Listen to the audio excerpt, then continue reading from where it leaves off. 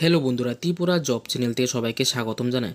আজকে নিয়ে এসেছি ত্রিপুরা পুলিশ কনস্টেবলের কিছু আপডেট। অনেকে বলছে যে 8,000 ভ্যাকেন্সি নিয়ে আসছে ত্রিপুরা পুলিশ কনস্টেবল, কিন্তু 8,000 ভ্যাকেন্সি যে বলছে, এটা ত্রিপুরার পুলিশের 8,000 ভ্যাকেন্সি খালি পড়ে রয়েছে। কোনো দিনও ত্রিপুরার গভর্নমেন্ট 8,000 ভ্যাকেন্সি ফুলফিল করবে না, কারণ 8,000 ভ্যাকেন্সির মধ্যে কোনো সরকারি যে 8,000 ভ্যাকেন্সি পুরো ফুলফিল করে না, কিন্তু এর 30% বা 50% রিক্রুটমেন্ট করবে, যে নতুন নোটিশ জারি করবে।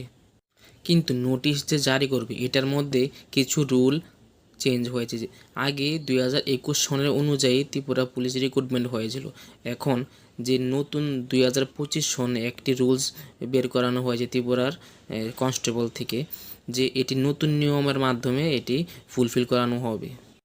তোমরা তো মনে করছো যে নতুন নিয়ম কি হবে? নতুন নিয়ম পুরো সেমই থাকবে, হাইট, জাম্প, লং জাম্প সব কিছু সেমই থাকবে, এর কিছু পরিবর্তন করানো হয়েছে আর কি।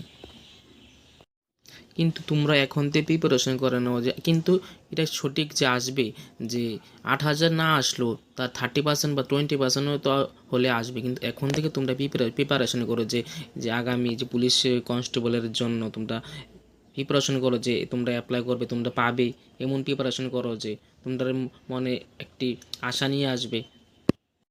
এমন আরও ভালো ভালো জব ইনফরমেশন পেতে হলে আমার চ্যানেলকে ফলো করো তোমরা, এবং লাইক করো।